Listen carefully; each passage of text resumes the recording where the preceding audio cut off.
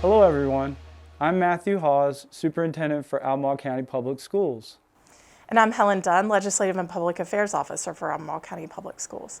Dr. Dunn and I were just having a conversation about our fiscal year 23 draft funding request, and we thought it'd be a good idea to share the request with you that we made to the school board on February 17th. Yeah, so Dr. Haas, can you share some of the highlights from this funding request? Sounds like a great idea.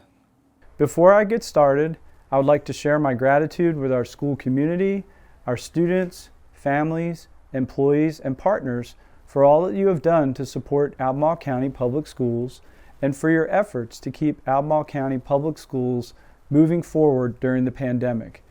We have learned that everyone's support is needed to truly fulfill the mission of our schools. That mission is the title of our strategic plan and our draft funding request. It is Learning for All. It is the idea that our schools are here for all children and families through the trust and resources of the whole community.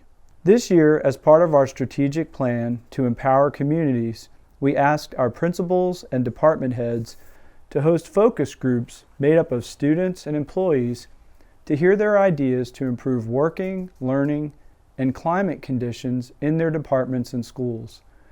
We used the Virginia Department of Education's School Climate and Working Conditions Survey results for each school as the basis for these conversations. We have channeled the themes and ideas from that engagement through the strategic plan during the planning part of our cycle, and now we are moving into the budget development phase with our school board. After this phase, we will move toward adoption. I'm going to pause to say thank you specifically to our Fiscal Services Department. Amy Hottinger, Anita Moore, Ann Heinman, Avis Morse, Christopher Harper, Dan Chipman, Jackson Zimmerman, Liz Perkins, Maya Kumazawa, Michelle Shiflett, Nanette DeFrank, Rita Dean, and Stephanie Grady. Thank you all. These budget goals really serve as a quality check for me. To be transparent, if I knew nothing else about Albemarle County Public Schools, my takeaway from these guidelines is that our school board plans ahead, puts people first, especially children, and makes sure that our taxpayers' dollars are spent according to the plan, and insists that we follow the plans we say we have for each dollar allocated. I have mentioned our strategic plan a few times already, and here is the outline of the plan on just one slide, including the overarching vision, mission, values, and big strategic goals for our plan, Learning for All. Our plan is locally created, locally situated, and through our collaboration with Battelle for Kids, it is a nationally benchmarked plan. While we develop the plan in consultation with diverse representation from our students, employees, families, and community members, the plan shows alignment with national level research and best practices. The fiscal year 2023 draft funding request asks for investments in all three of our big strategic goals: thriving students, affirming and empowering communities, and equitable transformative resources. The strategic plan is the compass for our funding request, and it acts as a guide, giving direction for our resources and actions. We also have a context for our funding request that truly sets the stage for our work, not just for next year, but for years to come. Maybe it goes without saying, but as we watch the headlines scroll on this slide, I will say that every issue we are facing here in Albemarle County Public Schools is an issue for public school systems all over Virginia and across the country. Every problem, every challenge, every issue, every opportunity you can name that is impacting us here in ACPS is a national problem. Our draft spending plan aims to keep us on the course we set through our strategic plan and aims to help us do what we can to bolster the stability of our workforce, our employees, as we move forward. Yes, students, families, educators, staff, administrators, and so many others in school districts, state educational agencies, institutions of higher education, and communities across the country are immersed in the hard work of ensuring equal educational opportunity for all students. One benefit or silver lining to facing challenges that are widespread is the opportunity to learn ideas from others that will help us succeed. Whether through meeting weekly with superintendents from Region 5, attending the National Ed Leader 21 Superintendents Roundtable each month, submitting research requests and attending webinars provided by our national research partner, the Education Advisory Board, or through attending Virginia Association of School Superintendents gatherings, my staff and I have tried to learn from the successes and mistakes of others, as well as our own, as we have been navigating the pandemic. Many of our lessons learned are reflected in our draft funding request for fiscal year 23. And so, as we get into more specific details of the funding request through our next several slides, I'll bring the strategic plan back into focus one more time. All of the strategies to which we ask the board to consider allocating resources are aligned to the three big goals of the strategic plan. Over the following series of slides, I will provide some highlights of our strategies for accomplishing the big strategic goals through our budget. I will begin with Goal 1, Thriving Students. In just a couple of weeks, we will be in the month of March, which is the Virginia School Boards Association's Equity in Education Month. Here is what the VSBA has to say about equity in education.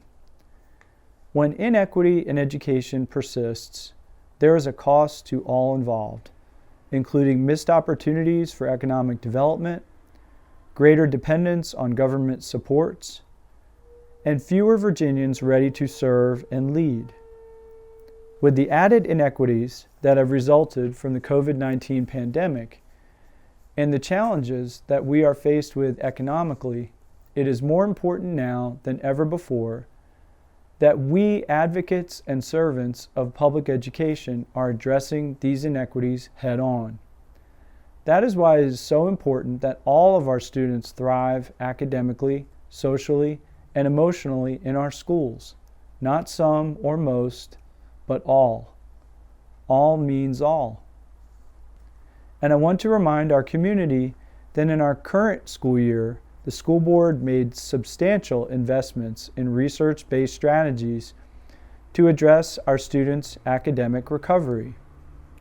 Our board doubled the amount of intervention funding for each school in order to increase intervention time and expand tutoring opportunities with an investment of $250,000 in federal recovery funding. Last summer, we used $2.5 million in recovery funding to expand summer programming. We invested $2.5 million in recovery funding to reduce class sizes this year below pre-pandemic levels through additional staffing. And our board invested $2.3 million in recovery funding to add a counseling position to each school dedicated to coordinating mental health support and family engagement. All of these investments are in progress in the current school year and intended to positively impact students' academic recovery. I am certain all of us would agree that the most important element for a thriving student is a qualified and collaborative educator. In Albemarle County, our school community values small class sizes, and over time, through the focused investment of our school board and through both regular and differentiated staffing, we have reduced our student-to-teacher ratios in our elementary and secondary schools far below those required by the Virginia Department of Education. Note that in fiscal year 2020, our average elementary class size of 19.0 21.6 is approximately 4 or 5 students below what the state requires through the standards of quality. On these charts, the state's class size standards are marked with a star. Ours are marked with a circle. Also, in fiscal year 2020, our average class sizes of 21.5 for middle schools and 21.6 for high schools were approximately 3 students smaller than those required by the standards of quality for Virginia. During the 21-22 school year, class sizes were reduced further due to lower than projected enrollments and by allocating additional FTEs using federal one-time pandemic relief funds. This proposal adds 30.5 FTEs in recurring operating expenses with a goal to maintain the average class size seen during the 21-22 school year. Our draft funding request proposal reduces our current average staffing ratio by 1 student at each school level.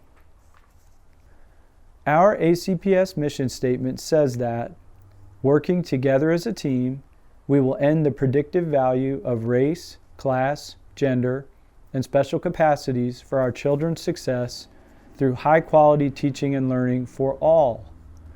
We seek to build relationships with families and communities to ensure that every student succeeds. We will know every student. With that mission as our guide, we must adapt to the changing needs of our students and families if we are to be successful in meeting the learning needs of all students.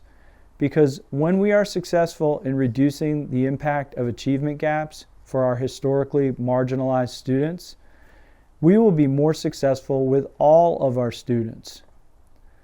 Though we've seen fairly static enrollment of students with disabilities over the course of the pandemic, the needs of the students we serve continue to increase in severity. In response, our fiscal year 23 funding request includes an additional 8.98 positions, or FTEs, to bolster our specialty staffing models. These models include specially trained teams of special educators and instructional assistants who use evidence-based practices to address the specific and complex needs of groups of students as well as individual students. This shift recognizes that different students need different levels of support. With the context of maximizing access of students with disabilities to the general education classroom and their typically developing peers. When we look at staffing for our English as a Second Language or Other Language Program, or ESOL, we see a similar staffing strategy, one based on the belief that students with different needs require different levels of support. Since our September 30th count for this year, only 4.5 months ago, an additional 106 English learners have joined our school division. Based on Virginia's staffing standards, which mandate that we must staff 20 ESOL teachers for every 1,000 English learners, we should be funding about 30 full-time equivalents, or FTEs, but we currently fund 37, and we're asking for 1 more in this funding request. Our request supports a differentiated staffing model that allows the flexibility and responsiveness we need to support individual needs of our English learners. Learners who present varying levels of English proficiency, learners who are spread out across our 25 schools and 726 square mile county, learners who have experienced interruptions in their formal education, some learners who present complex trauma profiles, increasing the need for additional staff to support both language acquisition and social emotional learning. Another form of staffing that has turned out to be increasingly critical is one that we want to leave less up to chance, and it is our substitute teacher workforce. In an effort to attract more highly qualified substitute teachers, ACPS will implement multiple substitute program improvements. We aim to help schools provide in-person instruction when faced with teacher absences by staffing each school with 1 to 4 permanent substitute teachers, depending on the size of the school. We aim to improve same-day fill rates by increasing the daily compensation we offer substitute teachers. We will work to incentivize current school staff who already know our students and our school routines to substitute for teachers when they are absent. And we will do these things while maintaining competitiveness in the current wage market to attract high-quality substitute teachers. When our teachers need time off, we want them to be able to take that time off while we maintain continuity for our students. Our need to affirm and empower communities within the schools is crucial for our students' success. In fact, one of our 4 core values as articulated in our strategic plan is family and community. We will engage with and share the responsibility for student success with families and community partners. Over the next 4 slides, I will share 4 strategies we propose to fund in fiscal year 23 to create greater affirmation and empowerment within our community. Expansion of resources for culturally responsive teaching professional development, sustaining our increased school counselor presence for the coming school year, devoting time and resources to our community forum initiatives, and funding our technology replacement program. We propose an increase of just under $200,000 to add more stipend opportunities for culturally responsive teaching. All new ACPS educators are required to participate in Albemarle County Public Schools culturally responsive teaching training. This funding request also adds about $100,000 in additional funds for professional learning stipends for classified employees so that our classified staff may be reimbursed for professional development expenditures just like our licensed employees. In fiscal year 20, we elevated the safety and well-being of students at our 5 smaller elementary schools by increasing the part-time school counselor allocation at each school to a full-time counseling position. The proposal added 2.5 full-time equivalents, or FTEs. Also, in fiscal year 20, we expanded our counseling program at the middle school level by adding 1 FTE between Jack Jewett and Lakeside Middle Schools. In fiscal year 22, even in the midst of decreasing enrollment, we added 1 full-time counselor to support the social emotional learning needs of our students at every school. We did this with one-time federal funds, adding a total of 24 FTEs. We're proposing to maintain this level of service in fiscal year 23, plus we're adding 1 FTE for a counselor at Center 1 in response to increasing enrollment there. Last fall, the division began hosting family and employee forums in alignment with Goal 2 of our strategic plan, with the intention of sharing ways to connect and to get the most out of engaging with ACPS.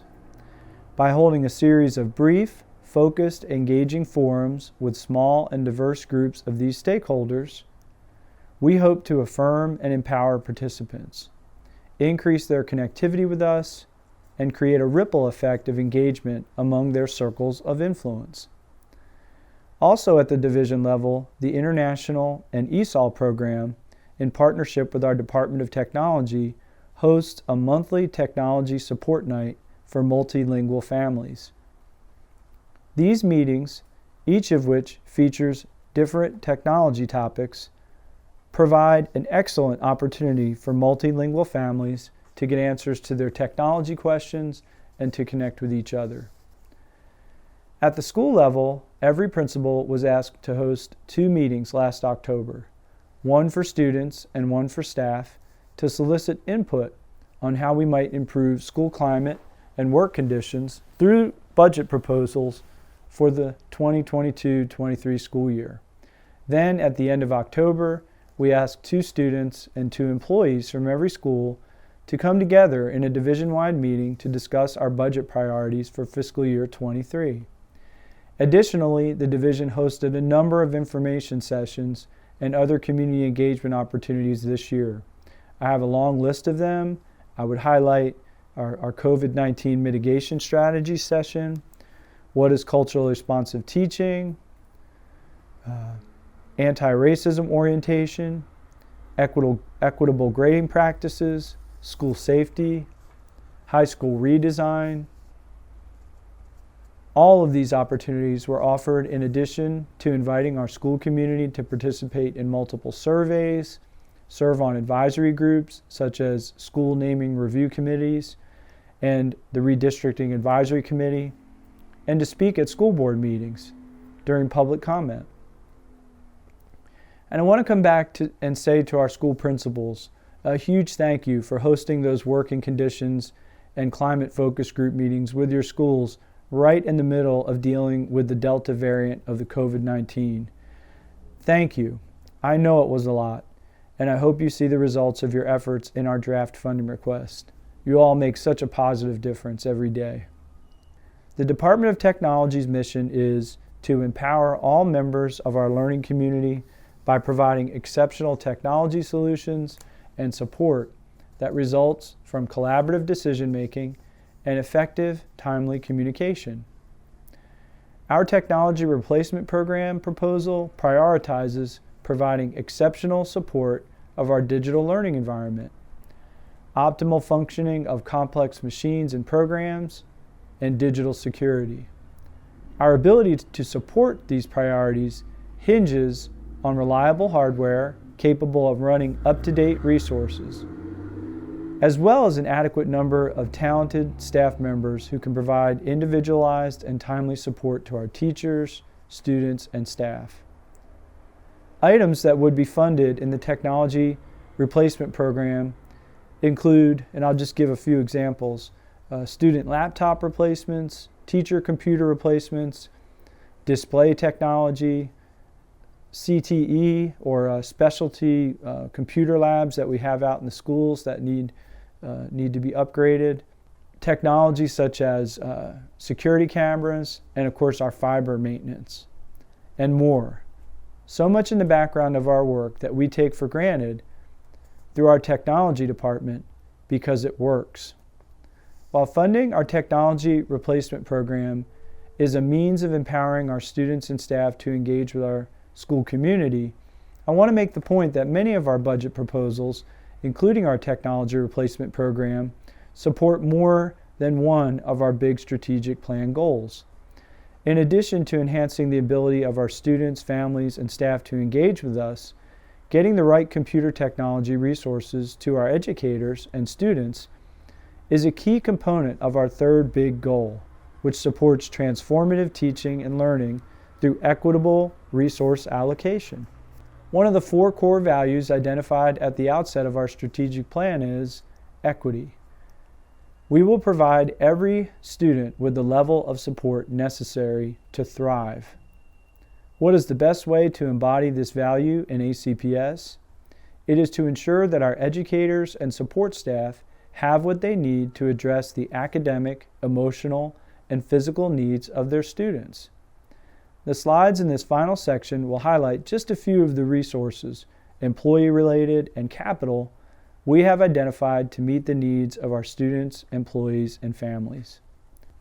Our staff retention and recruitment proposal includes strategies for attracting, developing, and retaining the highest quality staff while leveraging our resources to meet the compensation needs of our staff. During the current year, we are implementing a 4% compensation increase in a little over a week. In addition, a 6% salary increase is proposed for the beginning of fiscal year 2022-23 on July 1st. In addition to these steps, a comprehensive compensation study is planned in the coming spring to review instructional and classified positions against their competitive markets and provide further recommendations for teacher and classified pay scales and supplemental pay scales on a schedule.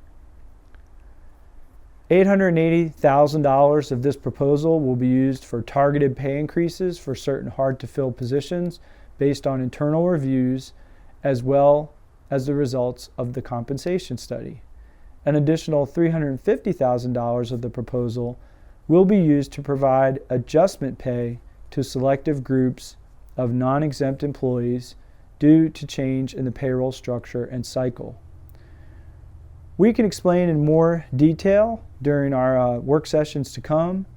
This strategy is a way to continue to help hourly employees cope with our mandated change to positive pay. Besides helping to bridge gaps in pay periods, these adjustments will have the added benefit of increasing the overall annual pay for positions such as bus drivers, teacher assistants, and office assistants above the compensation increases we are proposing. And one more note, with the pay increases outlined on this slide, we will have completed the work to guarantee our promise of the $15 minimum wage proposal that the school board approved to begin in fiscal year 22. $2.4 million of our proposed spending plan will go toward covering a rate increase for our health insurance plan without sharing the increased cost with employees. Our current health insurance premiums went into effect 5 years ago in the 2016-17 school year. With the exception of a temporary increase lasting only 6 months from October 2017 to March 2018, we have not had a rate increase for employee health insurance premiums since. Albemarle County Public Schools and Albemarle County government are both currently supported by one human resources department, and this has been the case for at least 2 decades. We have decided to separate into 2 human resources departments to better serve our locality's growing and more complex workforce needs. As of July 1st, 2023, our goal is to restructure, staff, and provide the technological support for our Human Resources Department to shift to what I would refer to as an Employee Services Department. In order for us to accomplish the creation of our own HR department, we will need to add staffing and restructure the department with 4 dedicated focus areas.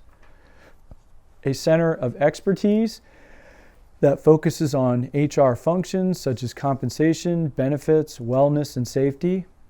A service center to allow employees both self-service and in-person access to respond to their questions.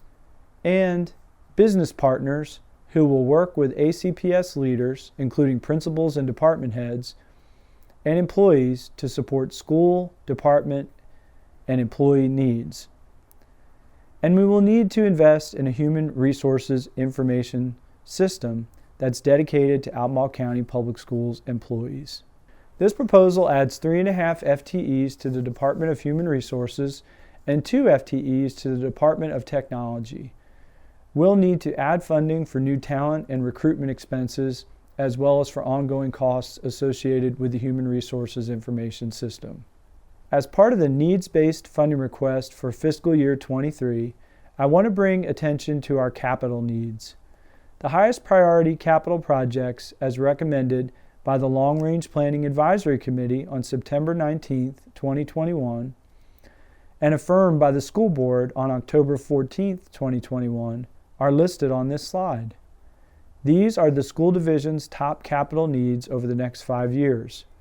While the operating budget moves us forward with regard to the services provided to our students, teachers, and community, without the underlying facilities infrastructure that provides adequate capacity and optimal learning environments, we will be severely hindered in our work. Requested school renovations at all levels would mean substantive investments in our school buildings, including the implementation of recommendations of the high school master plan study.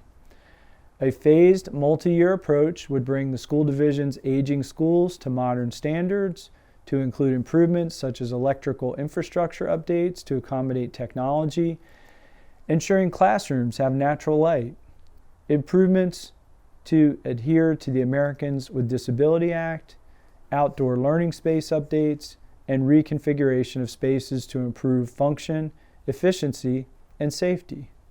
Perhaps the most substantial roadblock to continuous improvement facing our school communities are teaching and learning spaces that average more than 50 years in age and are so limited that we are forced to utilize more than 80 mobile classrooms or trailers at 12, which is about 1/2 of our schools.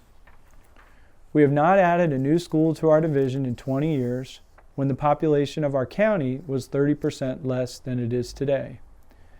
Regional planners advise us that over the next 30 years, Albemarle County's population will expand by another 30%. The strategy of continually expanding facilities built in the early years of the 20th century and continuing to add even more mobile classrooms is not sustainable.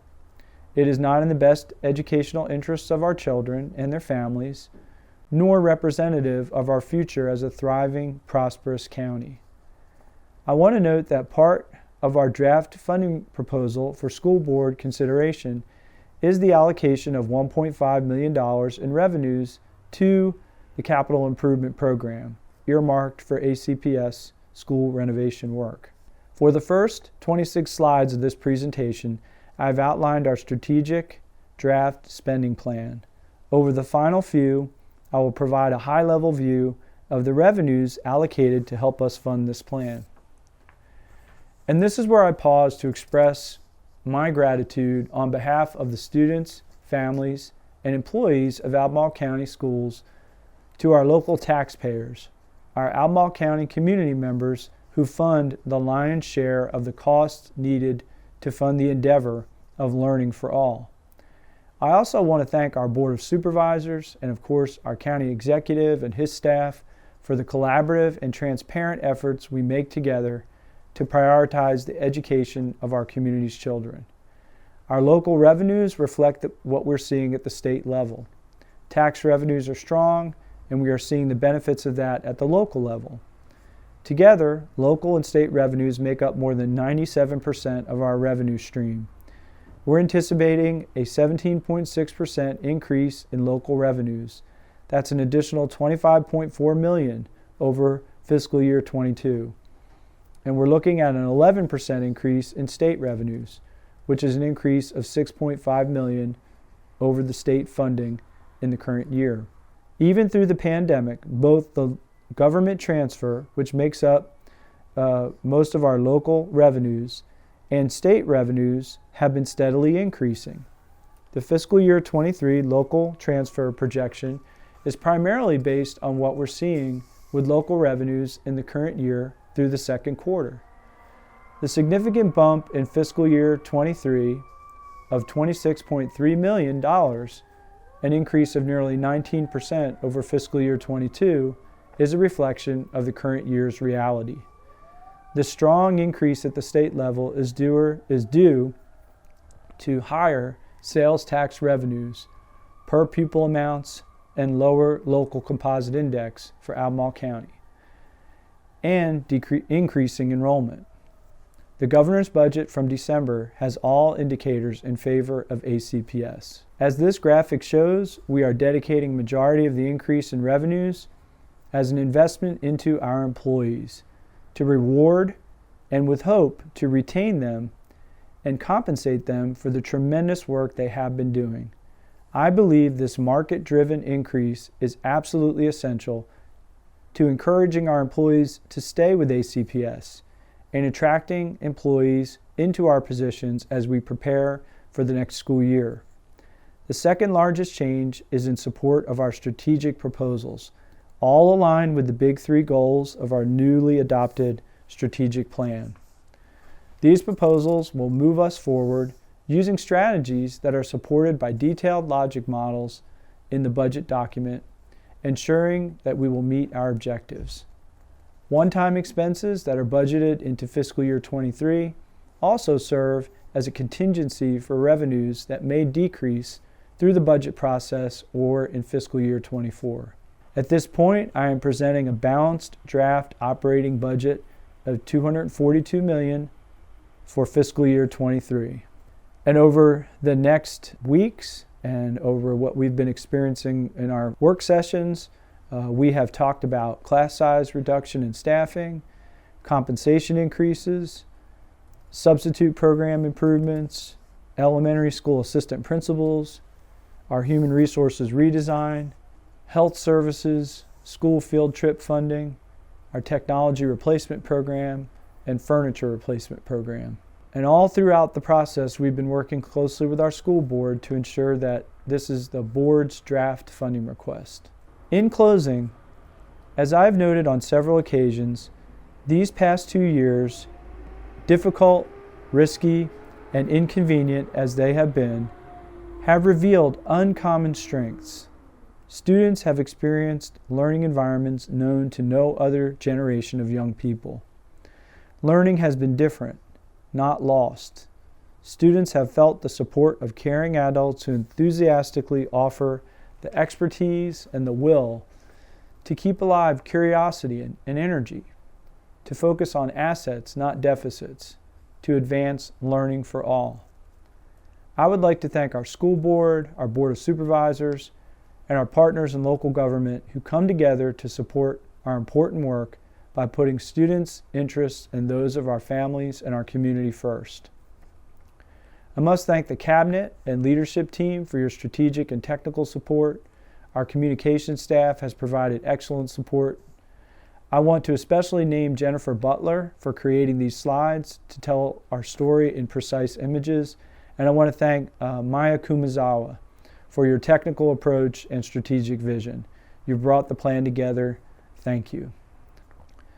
I am grateful for the thousands of our families who partner with us, the thousands of employees who move us closer to our mission every day, and our students who constantly teach us valuable lessons about the human spirit that so powerfully bring to life the turning points of transformational opportunities. Thanks so much for sharing that really interesting and useful information about the budget, Dr. Haas. That was my pleasure, Dr. Dunn. And I want to thank everyone for tuning in to watch the presentation and learn more about our funding request. And we look forward to continuing to work with our school board and the Albemarle County community as we prioritize our spending plan for fiscal year 23 for Albemarle County Public Schools. Thank you.